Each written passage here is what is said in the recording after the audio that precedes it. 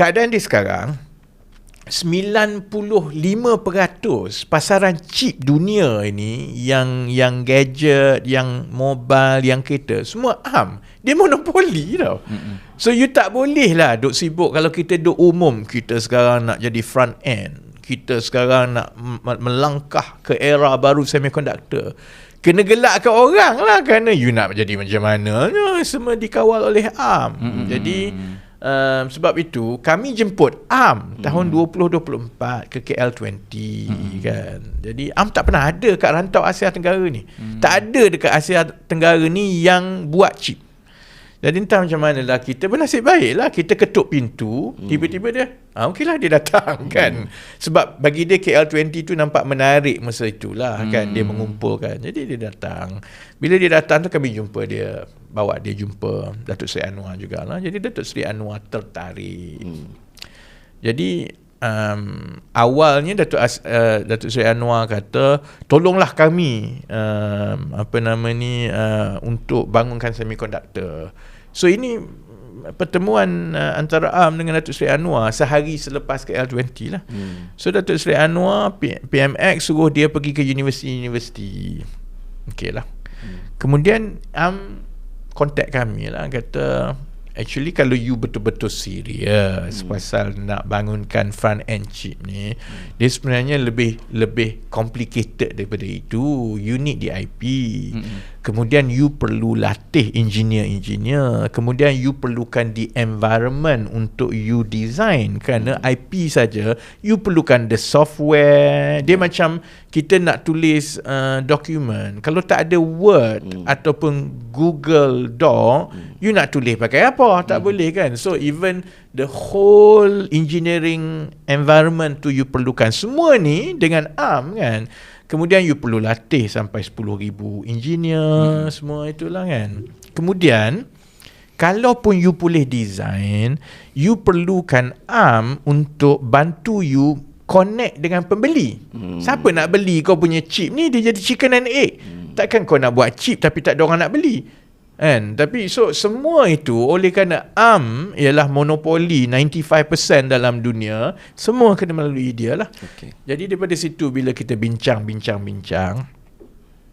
maka memang tanggungjawab itu ialah Kementerian Ekonomi. Sebab Kementerian Ekonomi yang bawa masuk, Kementerian Ekonomi yang menetapkan dasar. Contohnya insentif ini mesti beralih kepada IP. Tak boleh dah bagi berbilion-bilion kepada syarikat asing ni. Kita kalau tak bayar cukai, mati kita kena kejar. Tapi ambil cukai bilion-bilion tu, lepas tu kita bagi balik kepada syarikat asing ni, lepas tu kita umum FDI. Aku tak puas hati bab tu tau. I think it's not honest. Kan? Jadi, dan itu jadi sumber corruption.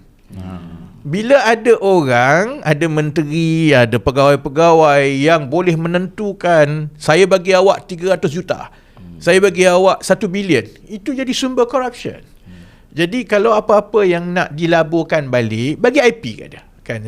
Jadi sebab itu Kementerian Ekonomi yang merundingkan lah. Maka kami rundingkan dan perkara itu dibawa berkali-kali ke kabinet lah. Dan masa itulah yang semua berebut-rebut nak ambil kredit. Jadi kalau macam MITI, jadi dia dalam keadaan yang pelik. Kami bersetuju front end ni, tapi kami tak setuju Kementerian Ekonomi buat. Ya mestilah kami. Pula dah yang kamu jadi MITI, menteri bertahun-tahun, yang kau tak fikir kenapa? Bila orang lain buat, lepas tu kau dengki. Teruklah macam tu kan. Jadi Anwar Ibrahim pula awal-awal dia macam tu lah. Dia depan lain, belakang lain kan. Dia awal-awal dia juga yang suruh Kementerian Ekonomi pergi buat semua tu. Jadi bila dia tengok Zafrul tak puas hati, menjerit-jerit ni kan, dia tak boleh ni, macam mana ni, tapi saya nak benda ni berlaku. Itu yang kena pergi ke kabinet berkali-kali lah. Jadi akhirnya kami pun mengalah lah, kata tak apalah, ini untuk negara. Ada ke macam budak-budak duk berebut nak umum, siapa nak umum kredit ni, ikut suka kau lah ambil. Jadi sebab itu akhirnya walaupun dia diusahakan 100% oleh Kementerian Ekonomi, ARM itu yang rapatnya dengan Kementerian Ekonomi, kalau tengok pengumumannya, yang tanda tangan dia diletakkan di bawah MITI. Tapi ada hikmah dia lah. Bila jadi macam ini, kau nak kata apa kat akunya? Benda ni semua yang tanda tangan adalah MITI, yang kontrol duit adalah MITI. Semua MITI, semua Maida. Sebab masa itu Maida dengan MITI, pantahan dia mudah aja. Saya bersetuju benda ini, tapi kami yang kena buat. Kami yang kena umum. Dan ikut suka kau ambil je lah kan.